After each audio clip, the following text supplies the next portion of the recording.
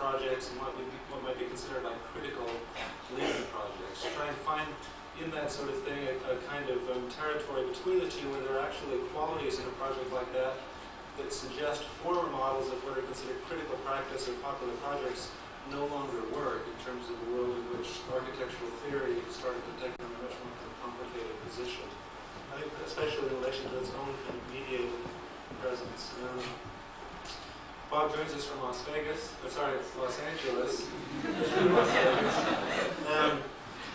Where he teaches, lives, and works. He is a principal in the practice Polari in Somol in Los Angeles. He's been there for the last 2 years. He's a visiting lecturer in the Department of Architecture and Urban Design at UCLA. And went there from Chicago, where he was for 5 years teaching at the University of Illinois in Chicago. And also held visiting professorships and assistant professorships at a number of other schools in the States, including the GSD at Harvard, Columbia, and Ohio State. They taught design theory at studios with Peter Eisenman. In 1997, Bob completed his PhD at the Committee on the History of Culture at the University of Illinois at Chicago, a dissertation on the avant-garde project in contemporary architecture, parts of which have been published in a number of the articles I think many of you will be aware of. Before that, he studied law at Harvard University, one of the kind of leading legal institutions in the States, and wrote, amongst other things, dissertations on things like the postmodern legal consciousness, which in a way kind of forms part of the critical framework he brings to writing about architecture today.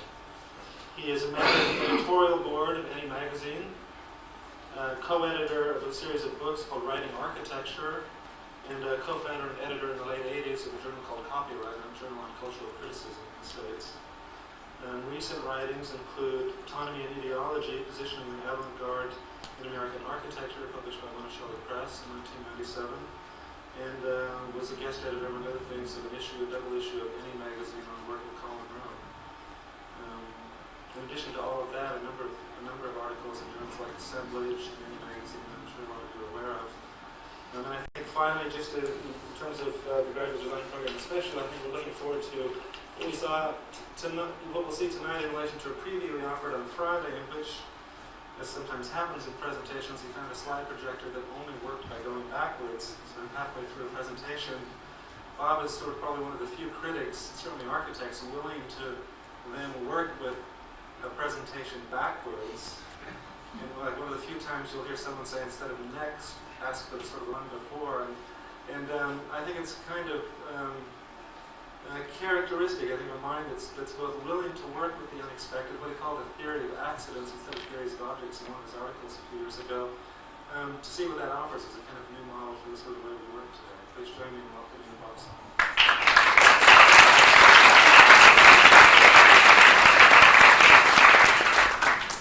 Brett really did his homework. Thank you, Brett, and thank you for inviting me, and thank you, Weston, also. And thanks to Brett and the students also for keeping us up for the last 4 days. Beginning with a Super Bowl party where I lost much of my honorarium. So we haven't had, this is the AA's version of how you overcome jet lag. You just keep people up constantly. But I think I've also been not sleeping because I have to confess to a certain nervousness. There's something about the AA that intimidates me. So part of it's hospitality and part of it is nerves. And also added to that, coming between Raoul and Jesse, both of whose projects and work I greatly admire, and sort of stuck between the Cranbrook Vice. I don't know, it's a daunting position to be in. After watching Raoul last night, I began to see a lot of similarities actually between his project and actually all of our projects, and maybe even the particular obsessions of our day. So with no chance particularly of being original tonight, I thought maybe I could at least muster being repetitive. I guess part of that is to say that what makes us excited and exhilarated as critics, which is to start to see patterns, is also the thing that makes us very nervous as designers. Like who's doing it first? What's it look like? So I'm going to start today as a kind of, to alleviate that anxiety, to start as a critic and historian, try to build up some kind of speed, overcome my fears.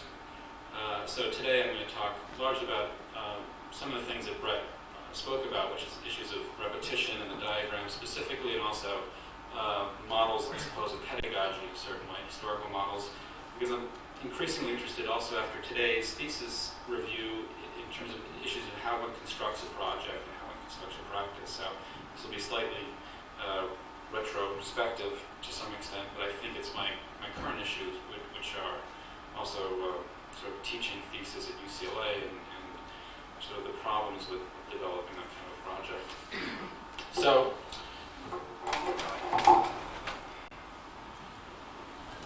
I'm going to begin with a kind of American problem, since tonight is the night of the State of the Union address.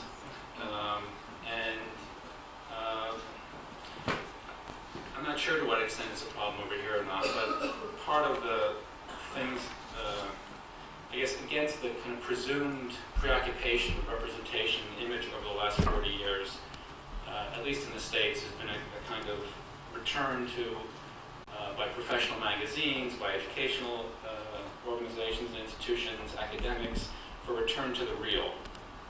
That somehow we've gotten away from the project of the reality of the real. And my problem with that is it's kind of limited notion of the real that's being proffered, and I see that the diagram is a possibility of suggesting alternative kinds of reality. Again, I think some of these things Raoul was also talking about in a different way. So variously, this kind of return to the real, at least across the pond, returns to essential typologies, or kind of one-to-one craft ethic, or tectonics, or to some notion of the everyday. This is very big in Los Angeles. Or presumably a stable reference such as the community or the environment.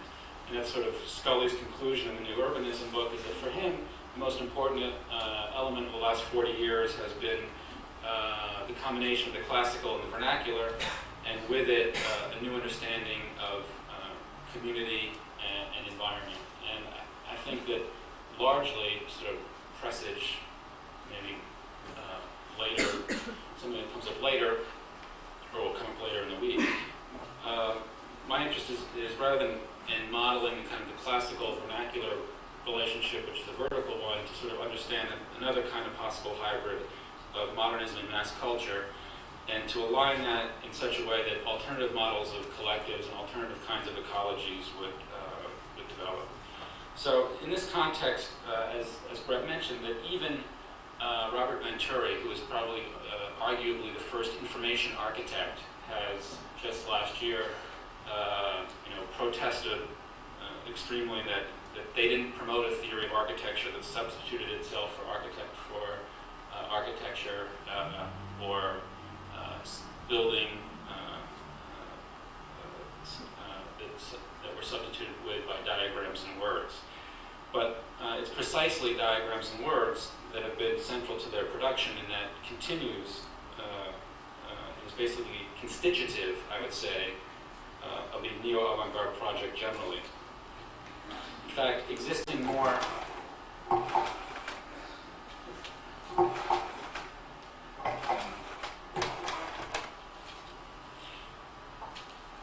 so essentially the last, since the 60s, when the neo-avant-garde project, I'm suggesting the neo-avant-garde developed this notion of the diagram as a way to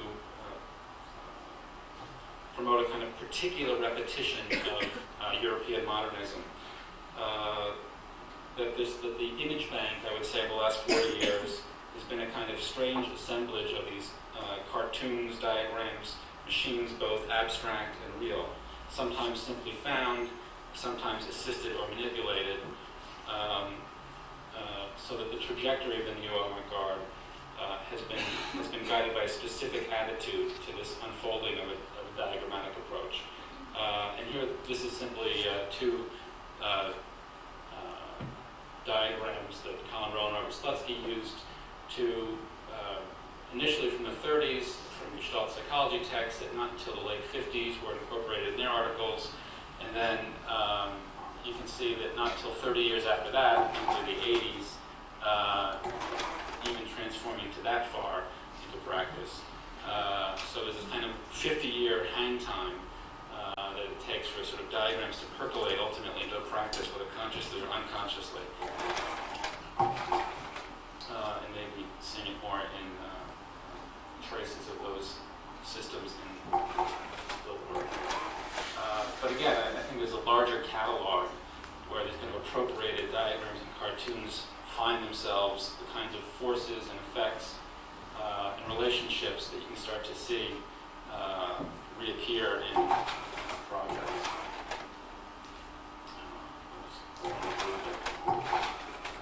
My catalog, part of my catalog.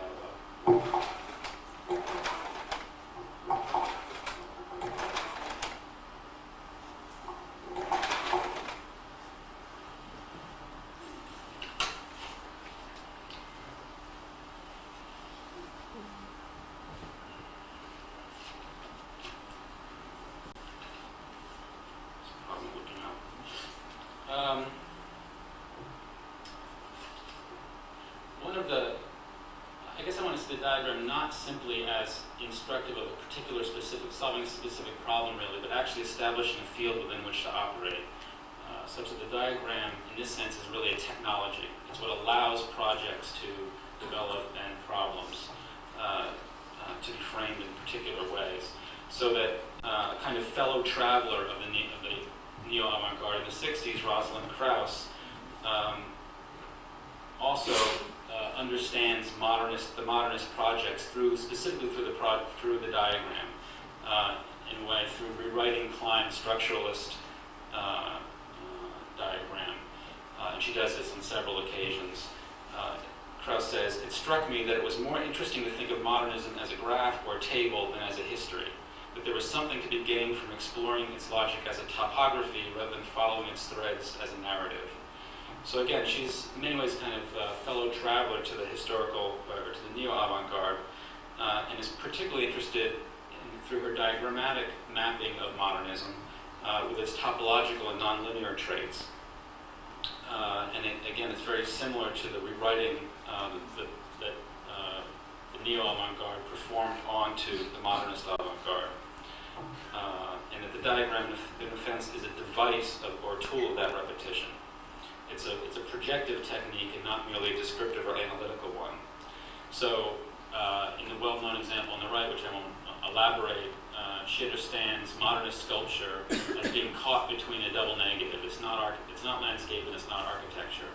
And the problem with modernist sculpture is that it resides in that double negative condition, so that she then expands the field in her terms through another iteration of this diagram, an earlier one, to say that, well, not landscaping is a form of architecture, not architecture is a form of landscape, and then it allows a series of other hybrids, which she calls marked sites, site constructions, axiomatic structures, as other possibilities within the not landscape, not architecture dichotomy, so that you locate a kind of opposition, see where the dominant practices lie, and then see how one can expand that model to provide new possible places of intervention.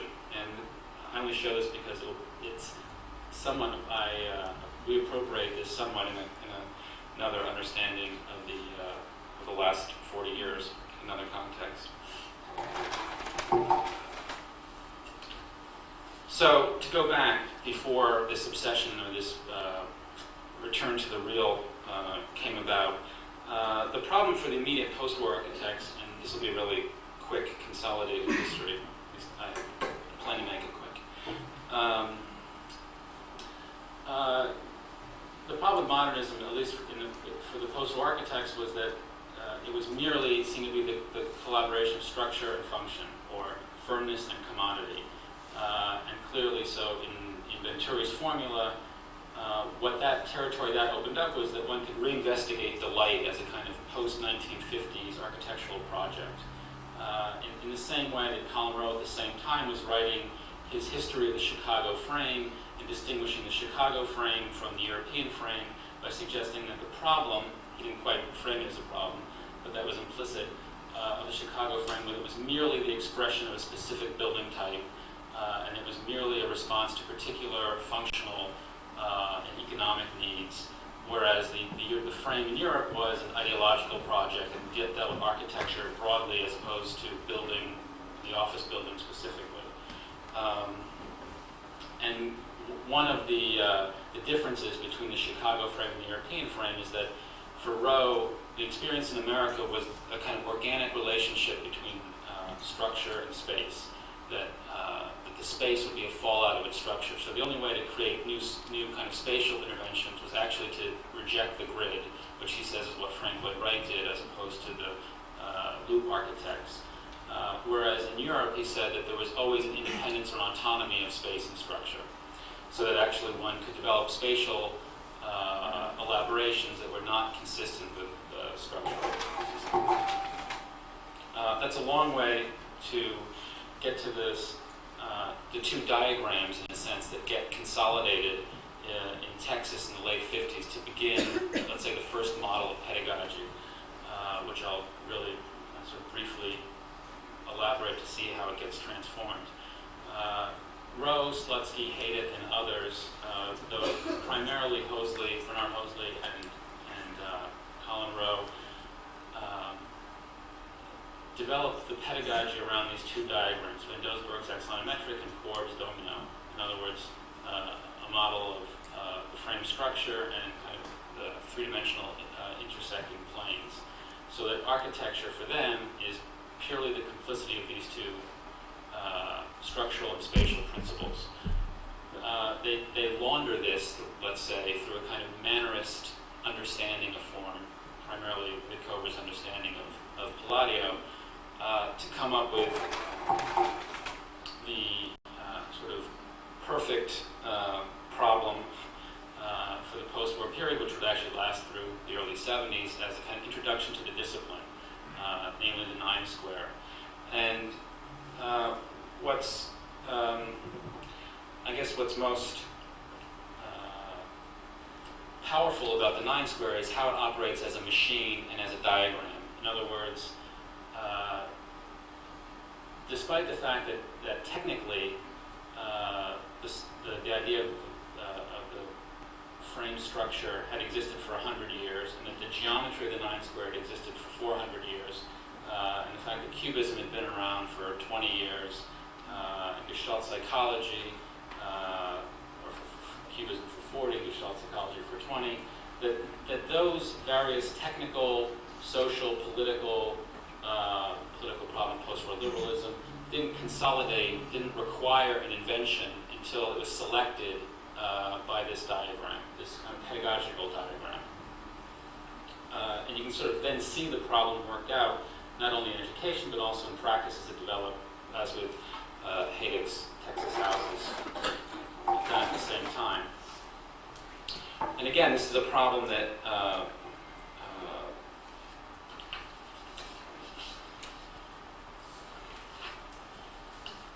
you can see develop in various personalities, so that even in Venturi's first version of the house for his mother on the left, which is not one that one normally sees, it doesn't look much like the final result. It begins in a way as a kind of a 9 square.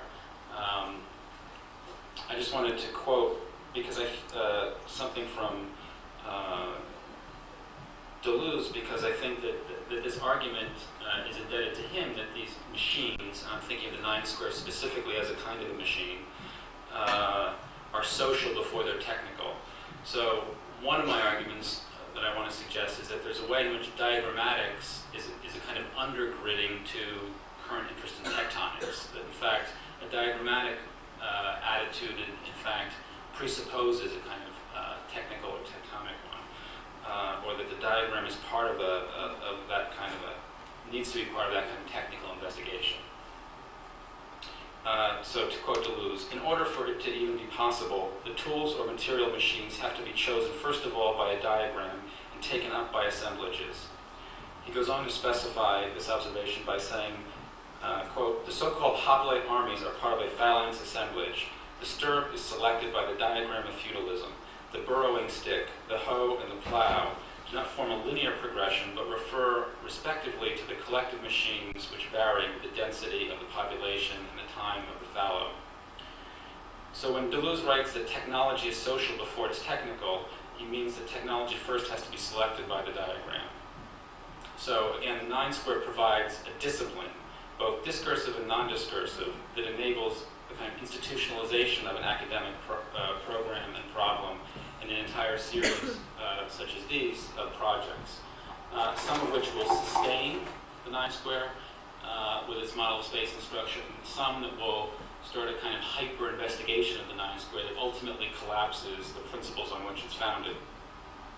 And here's a model of House 2, where structure becomes more active than it had been in Rowe and Heidegger's more passive model, and ultimately a sketch of OMA's library scheme where the 9 squares are almost consolidated as these kind of poché elevator shafts, kind of opening a kind of shrunken field. Rem came up to me after I showed this and he said, I didn't realize I was part of the 9 square. But I think he thought that it actually had some resonance in kind of unconscious working of the office's model. You can actually see it even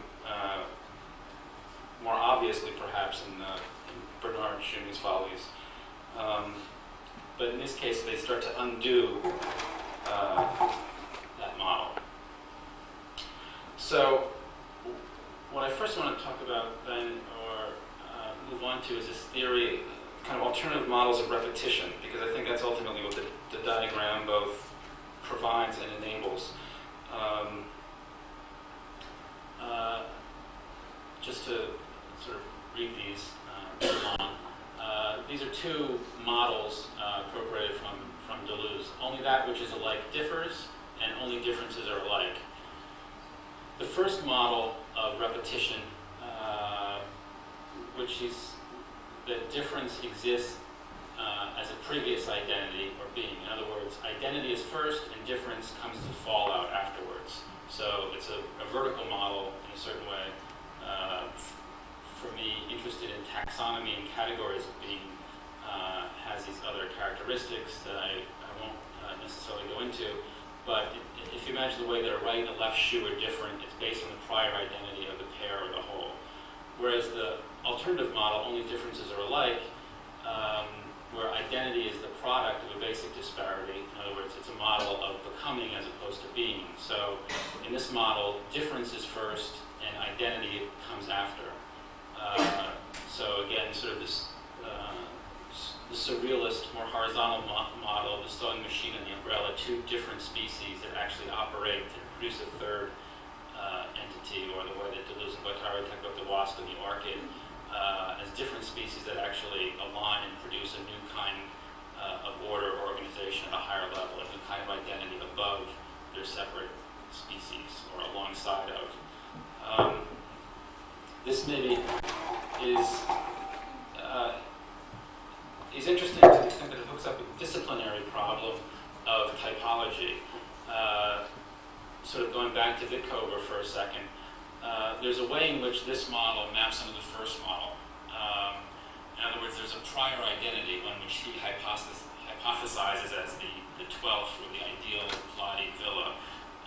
And you can sort of tell the differences between all the other ones by how close they are to the proper ideal model, so that the differences are measured by a previous identity, which is the 9 square. That's what collects them as a group. The Colin Rowe's sort of elaboration of that is to say that the Malcontenta and Corb's Philistine, their differences can only be identified, he says, by first identifying their approximate similarities in configuration. So that, in fact, he says that they're really part of the same thing, and that then you can identify one as being a centripetal and the other one a peripheral composition. But that comparison is founded on the fact that they're actually, you first identify things, and then you distinguish afterwards.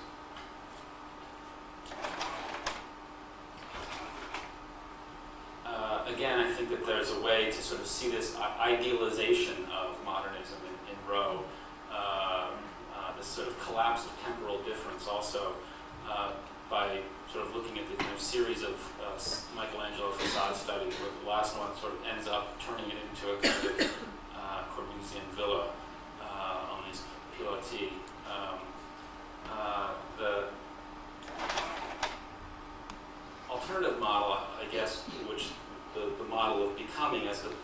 of being, I think, is the lesson of Schumi and his generation, which is that there are another series of forces that operate on the object that are distinct from it, that produce a new kind of, that collaborate with it to produce another kind of experience.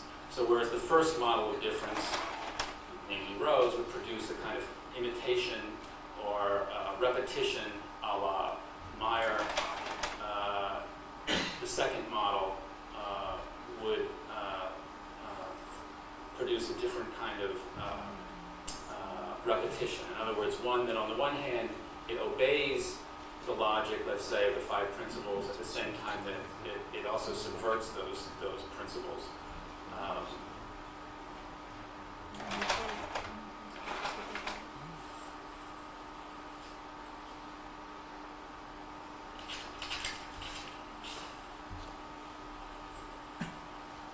Again, this idea that despite Venturi's protest, that he is the inventor in a certain way of a kind of practice, new role for the architect critic, the information architect. I think you can actually read in the building board, National Football Hall of Fame competition entry. So just as Corbusier's the unités worked out as a kind of model and kind of machine, the bottle rack or the file cabinet, that if you read Venturi's building board competition, there's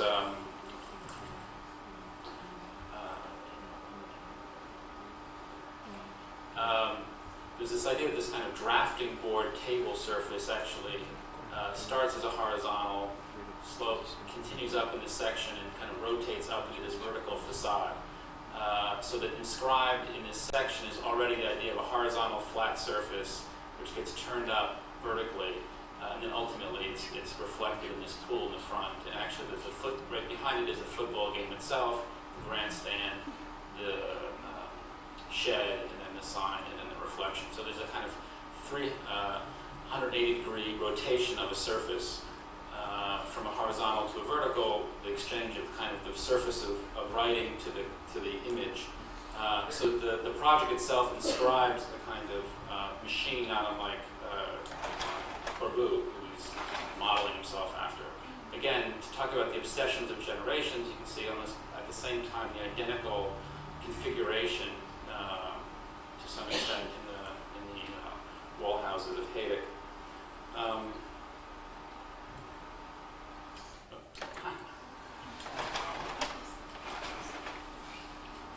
So this model that comes out of the 9 square, where the problem of the wall and the inscription on the wall, the relation of what Rowe would call physique form to morale word, written to the visual, is the particular obsession of the first generation neo-avant-garde. And it's a model that's, again, based on writing. The architect critic, the analogy is to writing into language. So this generation specifies that relationship to language, specifically through what I would say as Peirce's 3 types of signs. So for Venturi, it's a kind of exhaustive investigation of the iconic sign. For Eisenman, it's the kind of exhaustive investigation of the indexical sign, or the sign as a trace or a process. And for Hayek, it's the symbol, both textual and figural. So there's this exhaustion of certainly the semiotic model by this generation, very specifically. It's also, again, through a particular repetition of Corbusier, so that for Venturi, what's important about repeating or returning or reframing to prior models, for him, what's important is Ronchamp. He writes about what you can't see, but in this window wall, there's also a Virgin Mary, just as the Madonna figure here in front of the Leave House. There's this, he says that what's interesting in Corb is the framing of everyday icons.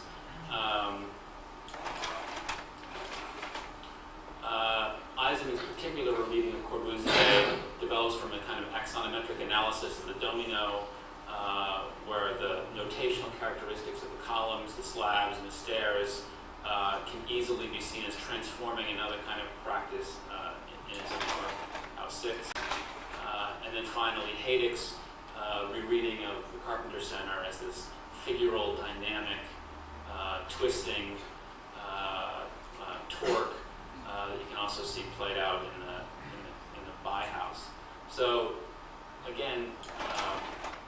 a way to reuse or repeat precedents, but with a swerve, with a difference.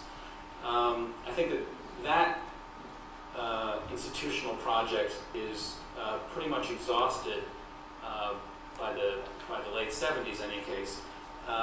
So that in place of the 9 square, Daniel Libeskind produces his own lessons for architecture. And the first lesson, in a certain way, is a kind of catalog of the previous generation, so that the reading machine, as this new institutional model, is a kind of reference, which he relates to the medieval. Of course, it's the reading machine, so it's the symbolic, the text, the lone actor that rotates this, same as the kind of solitary, the timekeeper's place. The memory machine, which Libeskind relates to the Renaissance, into a kind of theatrical space. I see the kind of commentary on Venturi, this kind of open frame of Franklin Court, another kind of memorial project with these kind of optical devices and text floating in this open steel frame structure. And finally, the modern machine, the writing machine, this kind of horizontal flatbed grid, which I see as a kind of reference to Eisen, in this case, Conreggio. So there's a way in which the symbolic, iconic, and indexical lessons of the first generation get reconsolidated in Libeskind's machines. His machines are a way of both consolidating, to a certain extent, burying the previous generation. This is how you advance on your instructors. Catalog them and then put them on the shelf.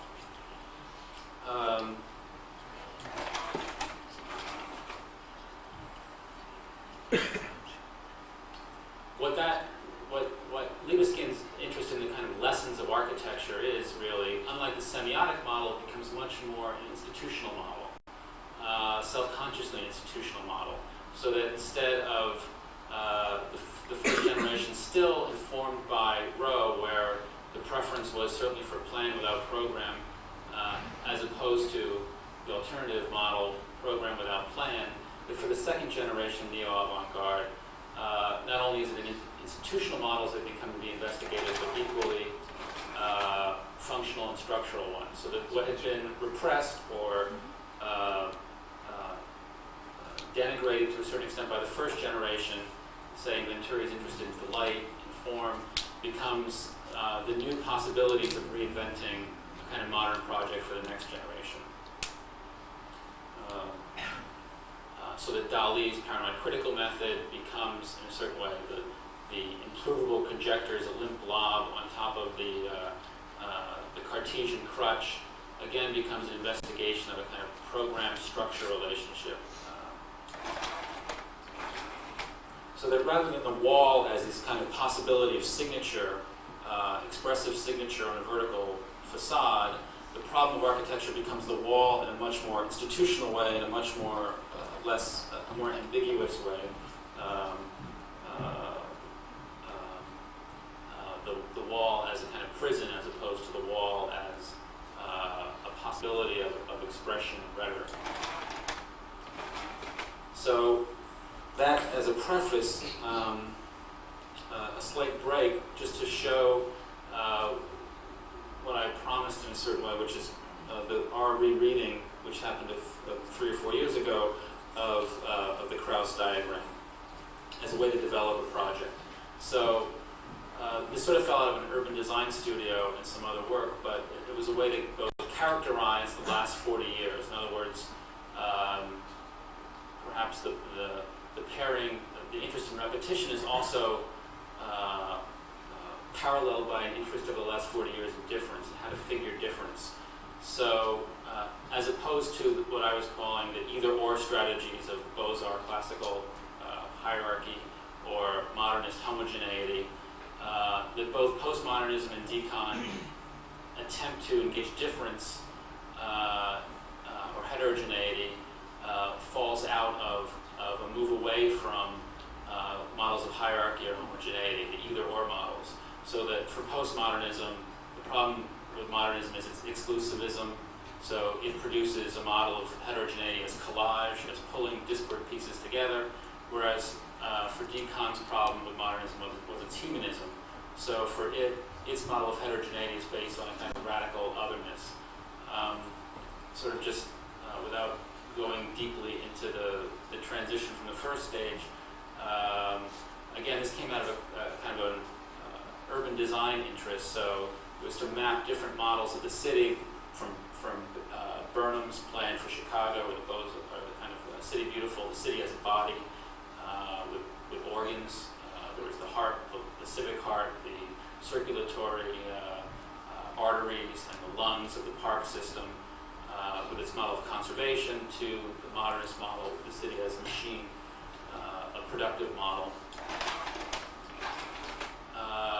And then the kind of collapse in postmodernism, sort of taking in its terms the best of both worlds, structure and ornament to become the decorated shed, or the grid and the radial, in a sense, superimposed in Dwayne Platter's library at Seaside. The city now is not a body or a machine, but it's a museum, and it's geared to consumption. And then ultimately the transition to the final negative category, double negative, the neither nor, so that, again, rather than being pluralistic, it's about resistance. Again, rather than the seaside model, it's, you can see the rejection, the negation of both the grid and the axis, for example, in post-Demmer plots. The privileging of different kinds of cities, so that whereas postmodernism would try to loosen hierarchy, and so its models for organic, Rome or Boston, or on the other hand, to articulate what it saw as the homogeneity of modernism, which would be the strip, for decon and privileged cities become a kind of denial of center or structure, Tokyo or LA, the donut or sprawl. In any case, kind of operating in this Kraussian way in terms of figuring the field, also then made it possible to produce an alternative outside of those four possibilities, which we were referring to as the both and neither, so that it would exceed the binary logics of either or, both and, or neither nor. And it would produce the effect would be this kind of false positivism, which is to say that no matter how you tested the object, it would answer yes. So that ultimately it would deny contradiction by exhaustively affirming contradictory tests. So what that would do would ultimately undermine the kind of models of testing. And sort of the examples would be from philosophy, the simulacrum, from physics, the quark. In other words, phenomena that didn't obey the dichotomous relationship, so that if you measure certain subatomic particles, phenomena, sometimes they'll react as particles, or they'll say yes to the particle test, but they'll also say yes to the wave test, which ultimately undermines the possibility of a model of physics that's based on the opposition of those two terms. So the idea is constantly both to maintain the terms, but subvert them by a kind of excessive affirmation. This is here just as a kind of the Sierpinski carpet and Inger sponge is there, just as a kind of revisitation to the 9 square, but a very different 9 square. One that operates, I would say, in a kind of both and neither way. In other words, it's produced by taking the center ninth out and then all the subsequent nines, the three-dimensional version. Then, as you increase the activity, you end up with a surface area that approaches infinity while the volume approaches 0. So what this began to suggest is that the first 9 square model of modernism privileged structure and space. For the modern architect, architecture was structure and space. In this case, it's more the event avoiding and the surface. So the event and surface in this model undo structure and space as the kind of disciplinary concerns if you use this diagram, which parasitically plays off of the more classical modernist 9 square. And it's there more to suggest that whereas the previous two models implicitly adopt diagrammatic techniques, whether, let's say, the panoptic model or the 9 square model, that it seems that a current preoccupation is to focus explicitly on the diagram itself, as opposed to prioritizing one, but it suggests that the practice is always about investigating different ones that would align social and disciplinary issues in a new way. So going from that kind of spongy type now to present a kind of older project that we did, I guess, 3 or 4 years ago for this COMA competition in Los Angeles, which was for the Korean American Museum in LA. The interesting thing is that when you first get the competition brochure, there's this kind of vacant site, and it says COMA. You go to the site, and it says 14-story hotel and shopping mall project.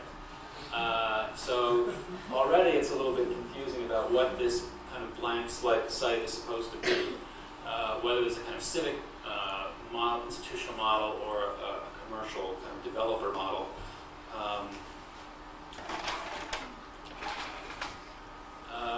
The other sort of peculiarity, the first obvious peculiarity of the site, is that within the relentlessness of this kind of set in Koreatown, the relentlessness of this fabric, that it occupies this peculiar place where Normandy and Arolo kind of merge, leaving this kind of residual island. There's a kind of park over here.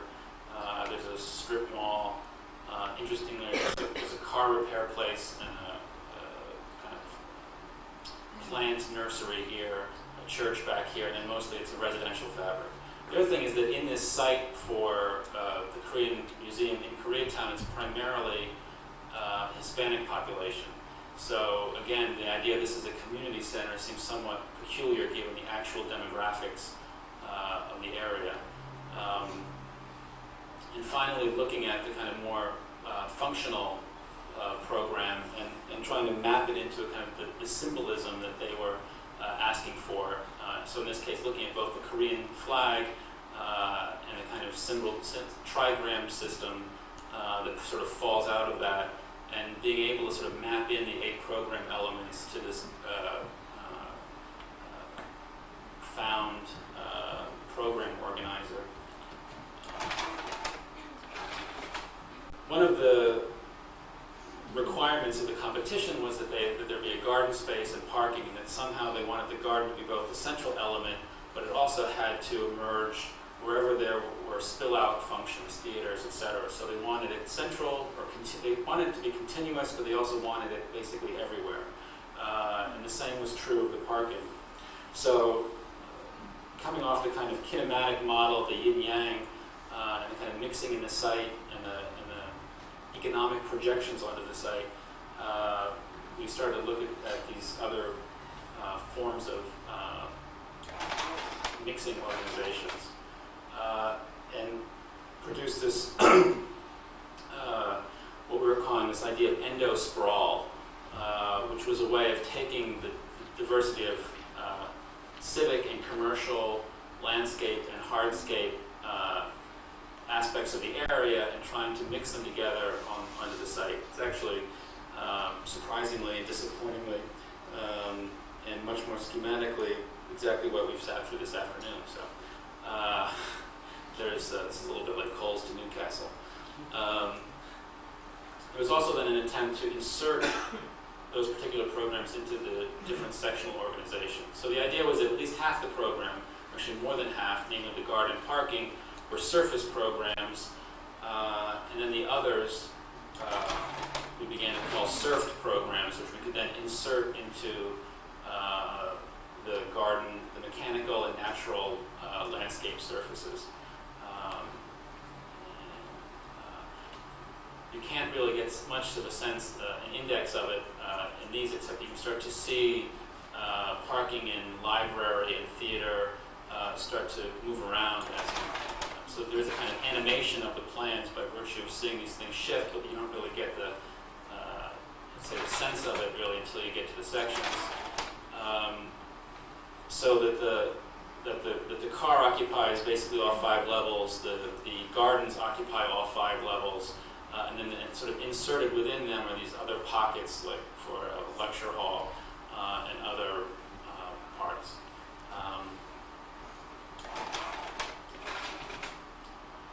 The idea was also that these surfaces, when the library was, museum was closed, could be taken over by the community, given both both the kind of greenscapes and hardscapes of the project. I guess it's both this idea of endo-sprawl and trying to intensify sprawl,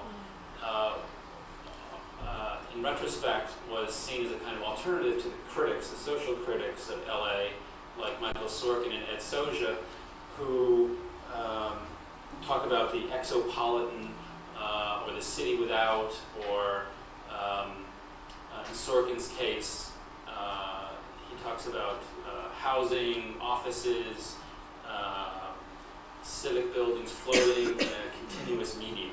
So that somehow it was an attempt to say, if those are our organizations, rather than being a kind of naysaying social critics, we might be able to rethink how we could utilize those organizations and not just dismiss them.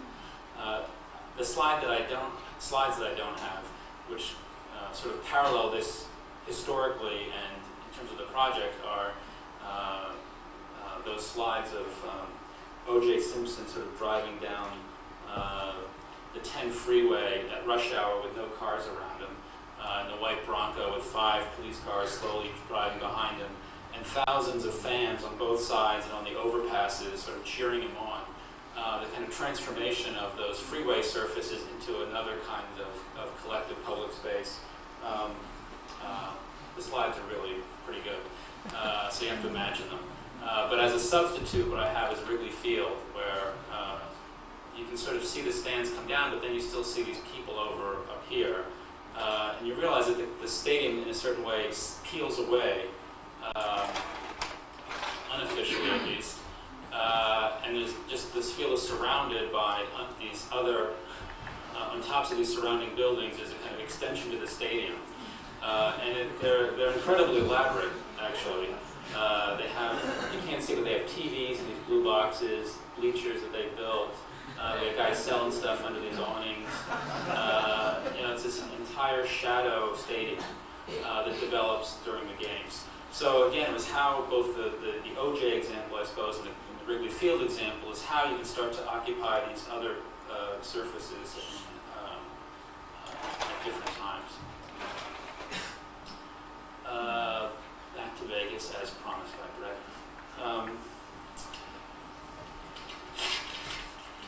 This interest sort of had come up again in a way in going sort of to the New Vegas, which on its face would seem to be a recapitulation. But despite the fact that Venturi had learned about the shed there, recently there seems to have been a reappearance of the duck redo.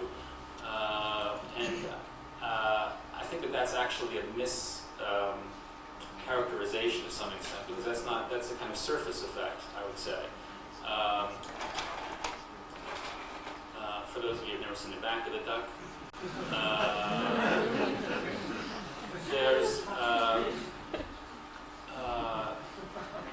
the model is really, I think, that the unconscious project of Las Vegas is to turn the entire city into an interior, and to basically extend the natural landscape and the interior landscape together.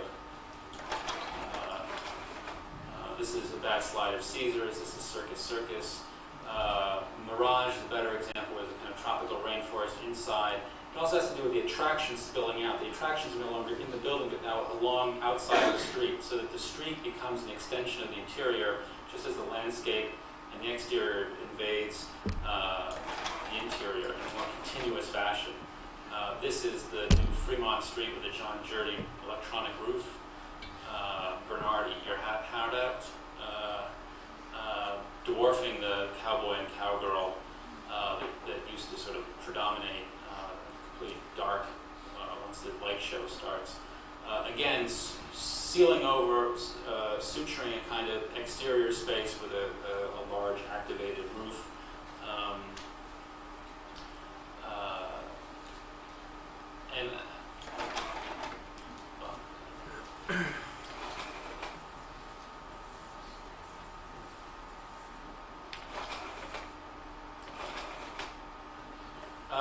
So I guess that what I want to suggest with the Las Vegas example, maybe it's an extension of the Wrigley example and the other, is that we hear a lot today about this idea of landscape urbanism, and also the proper articulation between architecture and urbanism. And I think that the lesson of the previous two generations, that is Venturi's wall, or the wall of the first generation as an object to be signed, a vertical element, or the wall as a kind of disciplinary institutional mechanism, the wall as a kind of prison, both those sort of vertical models which interface architecture and the city in one way are being subsumed in a way by more horizontal relationship of landscape and interior.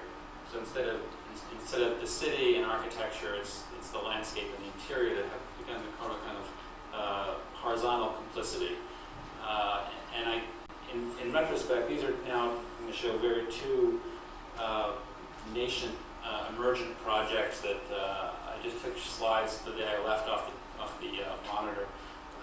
One is our first real commission in Los Angeles, which is modest and embarrassing and primitive, but nonetheless, might get built. And it's only interesting because the idea is how to continue even at a smaller scale this idea of the complicity of interior and landscape. So there's this 1917 kind of Italianate, almost Palladian house in Hancock Park, 5,600 square feet, with this is the current kitchen and the breakfast room in the back of the house. And the clients started out as a kitchen project. That's the interior, which shows the kind of collapse of both organization and finishes. And this is the back of the house, where all of that formal verticality breaks down due to this addition of a new bedroom and bath, and then the kitchen here. So that whatever hierarchy existed in the plan, this kind of bulbous addition had already destroyed in the back. And then there's this kind of barrier of landscape, really, which, given the clients have this kind of sort of typical case study indoor-outdoor lifestyle. They also wanted pools and these decks. So with our kind of post-it party, the idea was to sort of keep this kind of vertical front and then work the pools, the grass, and the parking and the decks as a series of surfaces that would intersect then the new organization of the kitchen, which actually torques and pulls the space in, so that in fact it's really what we like to call a house reduction as opposed to an addition. So it's kind of starting architecture backwards.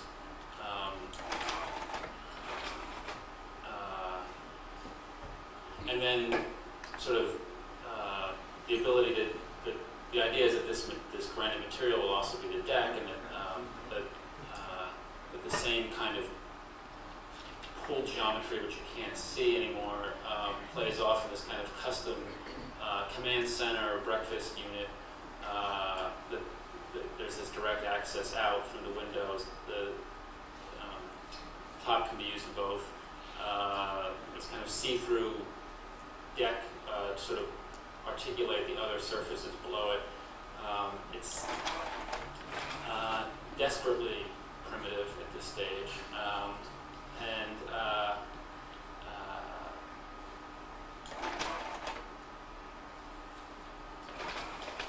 As is the second project that I want to show, which is at a very different scale, which we're doing at UCLA for the new UCSF campus. There was a competition which Machado Silvetti won for a 40-acre campus in San Francisco. This is the Bay, obviously.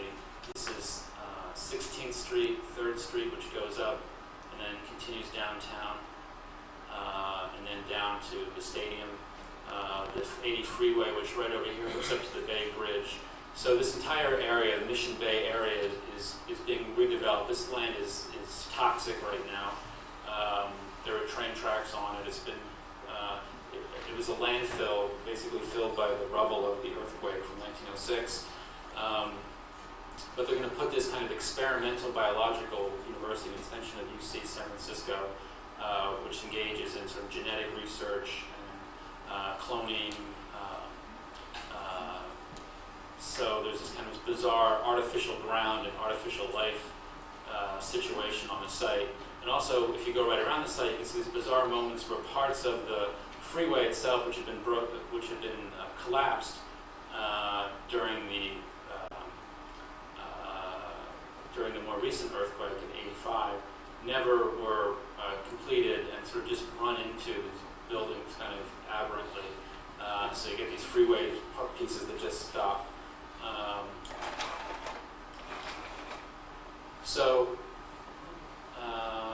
Yep, those are upside down, but that's all right. So this is the bay on this side now. So we sort of decided that this is their master plan scheme, and this is the site for the campus. We started to use some animation software as a way to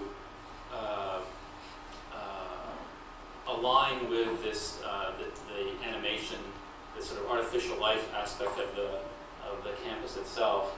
And so there's a series of emitter points which are aligned with particular parts of the context, a housing project that they want to connect to, a kind of freeway, the direction of the stadium, and attractors in the site. So this is a kind of one frame, second frame,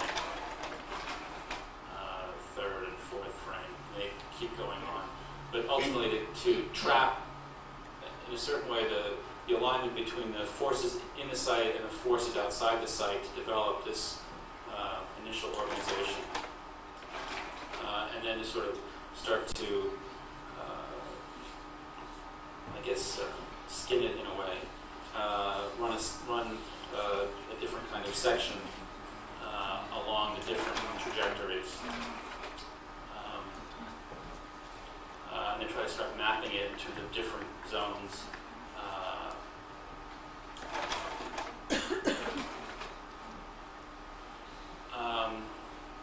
Again, this grid we ultimately got rid of. Unfortunately, in the rush to get these images off of it, the project hasn't been rendered or done. So the collaborators are now cursing me back in Los Angeles. But you have to sort of put this with that, because we changed the exterior organization so that we could then start to hook up with these other, the dock system, which is this wood surface, this canal that comes into the site would hook up to the water system. This would hook up to the freeway system, again out to the piers and the bay, so that this network actually would then set up the organization of the rest of the currently undeveloped, undesigned Mission Bay area, and replace this other piece. I put that there because really I think the scheme is, I'm sure you agree with me, a pile. In a certain organizational sense, I guess what I wanted to point out is that kind of counter lesson of minimalism. And this is the last point, really the last slides, because I think that the lesson of minimalism that we currently are promoting is in fact a highly limited one. And so this other lesson of minimalism, which one can see in Robert Morris's felt, is to see form as a kind of fallout of force or an operation, in this case cutting these felt strips, and certain material properties. They're not innate material properties, they're not about expressing essentials. So this isn't really, I guess, the time to elaborate this alternative model of minimalism. But again, I think that you can even look to Michael Fried, who's the great critic of minimalism, which he also called literalist art, because he was also its greatest explicator. And this is just a brief sentence by Fried on minimalism. He says, "It is in relation to both modernist painting and modernist sculpture that literalist art, minimalism, defines or locates the position that it seeks to occupy. Specifically, literalist art conceives of itself as neither one nor the other, and it aspires to establish itself as an independent art on a footing with either." So for me to put Fried in my own words, what's significant about minimalism is that it operates precisely as a both and neither operation. So that against the modernist opposition of painting and sculpture, it can initially be framed as coming out of either one. So that you could frame the minimalist problem as descending from painting or from sculpture. And what that excessive yes does is to suggest that modernist opposition is no longer operative, and therefore that you suspend that taxonomy.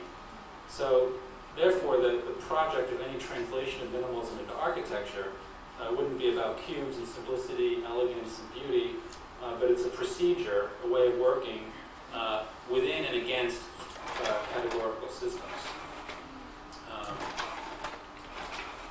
Another sideways one. That aside on minimalism, these are the last two. What we were trying to do with this San Francisco site is develop what we were calling a signature landscape instead of a signature building. So that in a sense we're organizing the natural and artificial ecologies on the site, but not proposing building volume. So that in fact we imagine that given the possibility to predict the future and the viability of this kind of research, that it could stay as a kind of landscape, or we would write the code, this is sideways, where other architects would come in but somehow have to deal with the mixing of the infrastructure of the landscape, what we're calling the swamp and the canals, inside the sections of these volumes that they would be given. So that again, there's this kind of complicity of the interior of the landscape, which moves beyond the problem of massing and the architecture-urbanism interface. Again, the possibility of alternative lessons from minimalism. And I guess the reason that this goes back to a kind of American problematic, which is that today, I don't know if any of you are next generation, actually this is the other Star Trek, but the Borg, who are the great intergalactic travelers of the Nine Square, or this Sierpinski carpet, recently confronted an enemy that was the biological enemy, which had these smooth ships. And this sort of great war played out with the smooth guys who also occupy what they call fluid space, were fighting these technological Borg in their big Sierpinski carpet / Minger sponge. This is sort of the American situation in a way, where you have the kind of certain limited ideas of minimalism against certain equally formalized versions of kind of alternative. And the point is that neither geometry nor form is actually the privileged one in terms of the lessons of minimalism, and it's a kind of overheated debate or war. Thanks.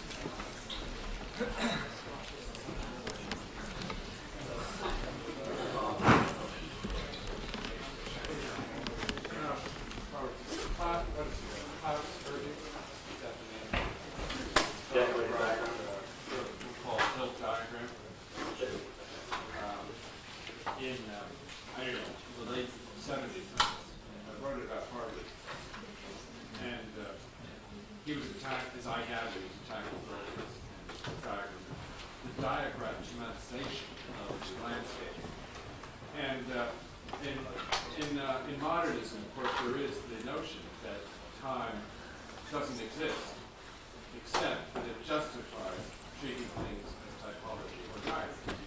That is, time gets what's present, or it's science. So it's trans-historic science. And in a sense, you've accepted, as I understand, you've accepted a lot of that argument. And you've done away with the kind of narrative, except the narrative of where the diagrams come from. So yours is an ultimate diagram, which does not criticize, which doesn't take seriously the problem of the built diagram. Is that right or not? Except, I guess the problem with the built diagram, part of the problem with the built diagram, at least maybe from our vantage point, would be that it imagines that somehow the diagram actually considers and solves the sort of the problems of the real world. That somehow it's organized the real situation, the most optimal, Pareto optimal situation that there is, as opposed to the design and architecture.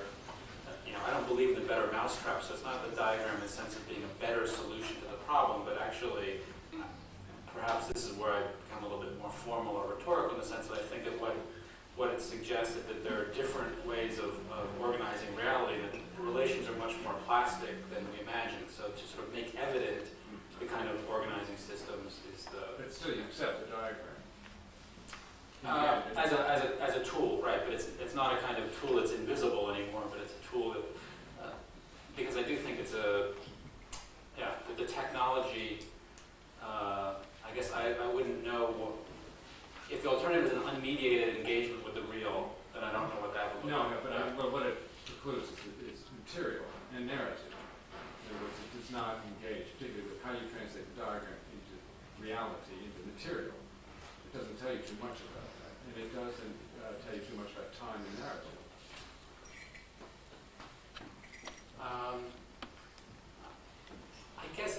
I think that there would be ways that the diagram would actually not only give you, if the question is that it seems to give you more formal organization and geometry than it does other kinds of things, I think that there are definite implications for how you would elaborate. At least that's why I showed the kitchen. I'll let you know after we finish the kitchen project.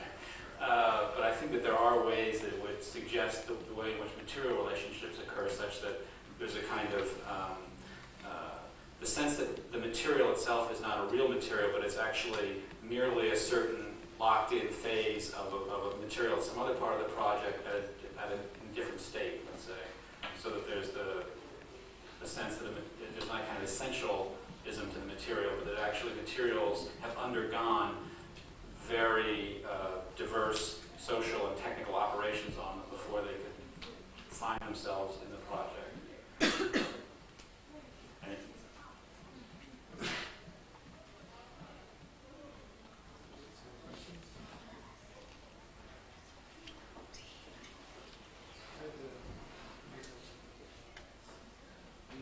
I was interested in the actual diagram you showed. I guess the question would be, listening to the account of Mr. Verizon's projects, it's such a kind of coherent structure that you offer in terms of the sort of opposition between two sides of the reading of the diagram or the notion of repetition, but in a way the historical becomes kind of diagram. In a formalized sense, that's almost like that first reading of minimalism you're talking about trying to overcome a kind of more formal structure. One of the things that stood out looking at the images today was that kind of 9-square structure had a sort of odd relationship to these sort of semiological squaring diagrams. And I'm wondering if that suggests, is the 9-square structure, is it a primary thing, or is it just one of a kind of collection of possible other diagrams that could be used to describe the history of this sort of thing?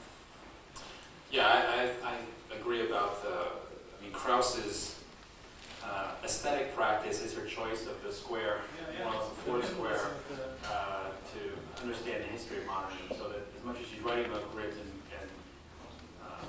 cubes and squares, it also becomes the model through which she can map those things.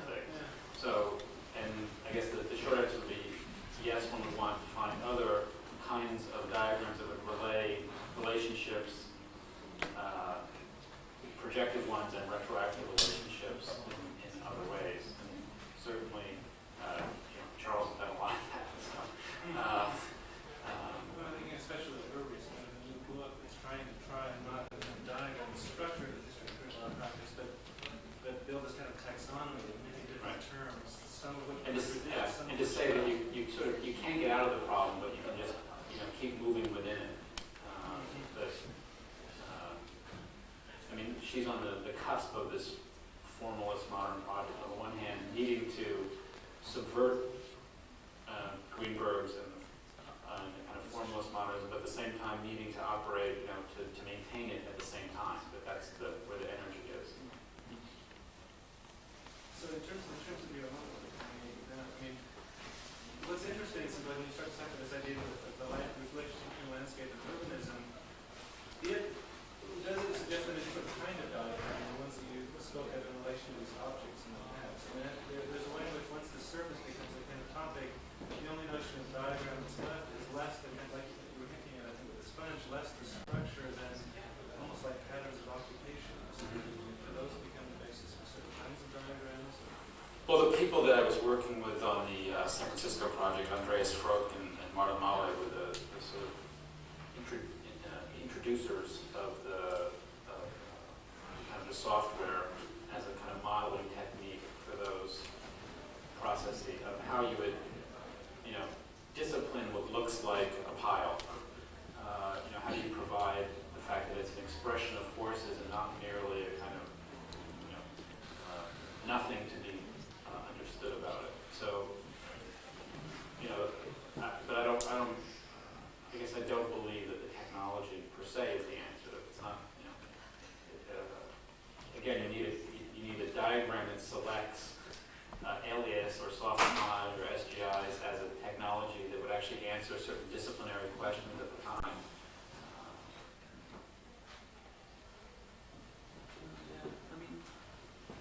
I'm very inspired by the lecture, and I was initially extremely impressed when you seem to kind of be able to historicize what we are, for instance, obsessed with, kind of diagramming and the dimension of diagram, seeing that to be a technology, as you pointed out, and you give us a sort of close literal reading of and the succession of various kind of neo-avant investigations of that. And I think to me, when I then realized you see there are these jumps in the lecture where you didn't critique, let's say, your own position and the current obsession with kind of another types of diagram. And thinking back, what have you been kind of to rehearse? And it seemed to me that the insistence on this kind of line square similarity as an underlying structure is superficial and doesn't help, because what I find always thought to be important about Colin Rowe's work and Tui's work is this idea of complexity. This idea that a singular diagram, and you already see this in the Gestalt psychological figure, doesn't exist in its kind of as a pure geography. It is always already pointing beyond itself as a kind of sequence of readings, proliferates, and that points towards the pragmatism and to what kind of values point towards patterns of occupation. I keep having to re-diagram and integrate into kind of historical account which includes practice and a kind of sociological, historical understanding of why certain patterns can no longer be, or practices kind of are no longer be just able to be put down into a singular fixed figure as an emblem. And that is the kind of thing I would stress and point towards. That what we're looking at the moment is not this kind of, let's say, the last project. This kind of highly condensed and complex figure. To make sense of it means a kind of, an endless series of re-diagramming and re-inhabiting. And that, I think, was already pointed part of the kind of notion of phenomenal transparency. And that might be this kind of issues of complexity and what will be an adequate account of the operation of architectural spatial figures relative to social practice, which can no longer be linearly kind of linked figure function type program. Right. I mean, I think that I would agree completely that maybe the volume wasn't turned up enough on the inadequacies of previous diagramming techniques, or at the same time, I guess my fear about going the other way is that I wonder to what extent it leads to the response to the earlier question, which was, do we have a faith that if we take in all these statistical models that we can actually map reality and then we'll be done and we'll have it right? So that actually by putting it in this history, I think what we need to realize is that we're always going to be a kind of disciplinary regime behind, or that it's, that no matter which one it is, it's going to be obsolete as soon as we deploy it. So how do you actually describe that plasticity in the thing, as opposed to think that there's a kind of model of settlement patterns and economic flows that would somehow best map onto a particular situation. But I mean, I think there's no doubt that it's not in the sense that one diagram is as good as the next. In fact, I think that by suggesting that the 9 square was complicit with a certain model of repetition, or difference, where identity precedes difference, it seemed like that's one of the reasons why it was inadequate, unlike other possible diagrams.